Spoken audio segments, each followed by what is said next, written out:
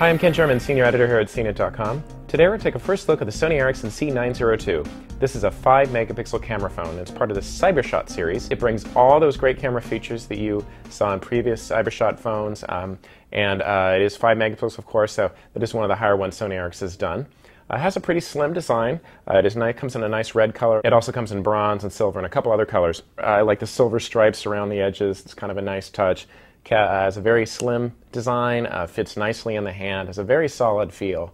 For as thin as the phone is and for compact it is, actually feels a little heavier than you might think, but it does give the phone a very sturdy construction, so really like how it feels in the hand. Main display is nice. It's pretty big, it's very bright and vibrant. Sony Ericsson usually does a good job with its displays, so this is no exception. The menu system is easy to use. It's standard Sony Ericsson design. You can get it in list or icon features, or you can get one icon on the page at a time that you flip through. The navigation controls are nice. Actually, Sony Ericsson can trip up with that once in a while, but the toggle is square. It's pretty good size, very tactile. It's raised above the surface of the phone, and I like how big the OK button is in the middle. So even somebody with larger hands like me, no problem using it. Surrounding it are 2 soft keys, dedicated talk and end keys. Sony Ericsson typically hasn't done a lot of those dedicated talk and end keys. The addition of them doesn't make a huge difference. Some people might like it. Below that is a dedicated shortcut button. It launches a shortcut menu that you can program, and then there's a clear button. These controls are just a tiny bit crammed. They're very tactile, so rubbing your finger over them, you could use them by feel. It will be a personal choice, though. Same thing goes with the keypad buttons. They're also very tactile, and they are raised above the surface of the phone, but they also felt just the tiniest bit cramped. Also, the backlighting could just be a little bit brighter. But overall, this is a nice design here in the front. On this side, there's the jack, which accommodates the charger, any USB cable, and a wired headset if you have one. It is a proprietary connection, like Sony Ericsson always does, and having one port means you can only use one peripheral at a time. Here on this side, there's a volume rocker, and above that is the camera button.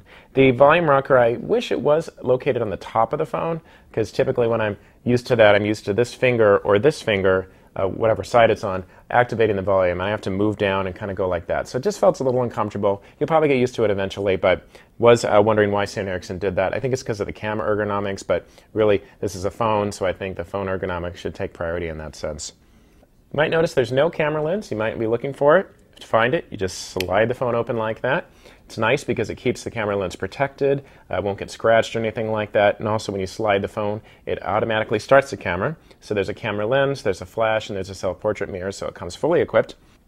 Of course, you use the display as the camera viewfinder, and what I really liked is there are several lighted icons that appear around the border. They're actually touch controls. They have give a little bit of a vibration feedback, so you can access all sorts of things like change the scene, turn the flash on and off, go to photo view mode, activate the self-timer. So nice to see that. Also, you can use these keys to manipulate the inner camera menus as well. So very nice interface with the camera, very easy to use.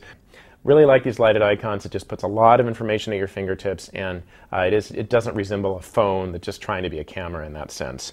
Things that I don't like about the camera is the flash wasn't very bright. I was a little bothered that there wasn't any settings for the flash beyond auto and off. It would be nice to have always on, so you could fool the camera and make sure you're using it all the time, or red eye reduction or anything like that. So on a camera phone this stocked, I really wish it would have those features. It does have panorama mode, and has all sorts of features like white balance and spot metering, and so everything you might find in a standalone camera. Other features, Bluetooth, it has a generic music player. It's a lot like a normal Walkman player, but it just doesn't have the W Walkman name to it, but it's pretty much the same thing. It also has organizer features, a speakerphone, messaging, so everything you might expect on a phone like this. Getting photos off the phone was easy. You can use a USB cable, you can message them off the phone, or you can use the memory stick micro slot, which is located behind the battery cover, and the battery cover also is just a little bit difficult to get off. Call quality is pretty good. Sound is a little distorted with the higher volumes. Photo quality was interesting. It wasn't exactly what I wanted. Colors were bright. There was a little bit of image noise around some of the smaller objects you saw in a picture, and also some images looked a tiny bit washed out. But it's still pretty good though, but maybe not quite what I expect from a 5-megapixel camera phone. I'm Ken Sherman, and this is the Sony Ericsson C902.